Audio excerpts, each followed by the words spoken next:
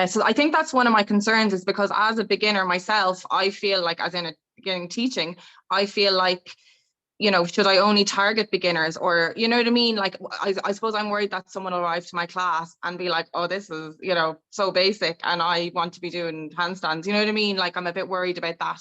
So would you advise sticking to one group? So what is it you're doing then? What are you teaching? Vinyasa. Vinyasa. Okay, so what's the main outcome? So if I came to you and said, oh, I saw your advert for Yeah. Vinyasa, Siobhan, what can I expect from? What's the outcome I can expect? How's this going to change my life? What would you say to me? Well, I certainly go down to just the general, like, good for your well-being route. I suppose that's why I would use it. I don't, I suppose, again, from a beginner's perspective, like, I find it really insightful that you discussed how they don't understand what pranayama is, and they don't understand, of course they don't. So, like, very much to kind of like this, you'll feel good for doing this, like your well-being will be better. Okay, so when you started practicing, why did you start practicing yoga?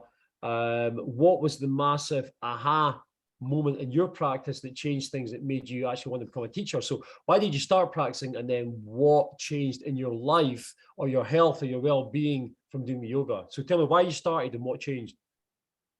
Yeah, I did it during lockdown. I did it online. Paula Mitten, I think she's part of your alliance, isn't she, Paula? Yeah. I know, not actual training, I mean your own actual practice. What got you into actually practicing yoga? Oh, well, I've been practicing on and off for years before, but during lockdown, I got, I suppose, yeah, for my well-being, for my headspace, all that stuff, for my mental health, really, it was a big part of it, yeah. Okay, so if that is where you were up with stuff, that might want to be the thing that you focus on.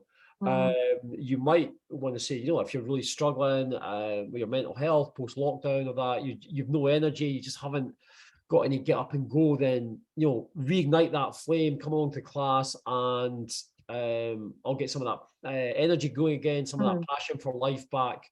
Now, listen to that versus general well-being.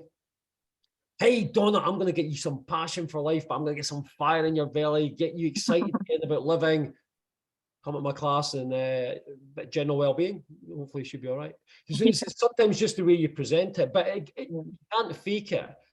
You got to be like, my story, man, God, we know what it was like in lockdown. It was horrific. And then I started practicing again. I kind of had been doing it, but I stopped for a bit. And oh my God, what a difference. I felt, just that relief. And I felt like I had a passion for life again. So if you feel like that, come to my classes and let's do this together and let's get excited about living again. That's a very different story, very different message. Now, at that point, it actually doesn't matter what you're teaching. I'm not talking about, are you experienced or you're a beginner?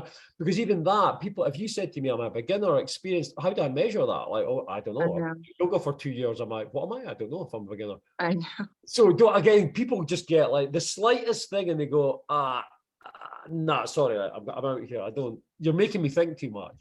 Do I want to be passionate about life? Do I want to have energy and feel good? Yeah, sure. Yeah, I'm in. Get me in.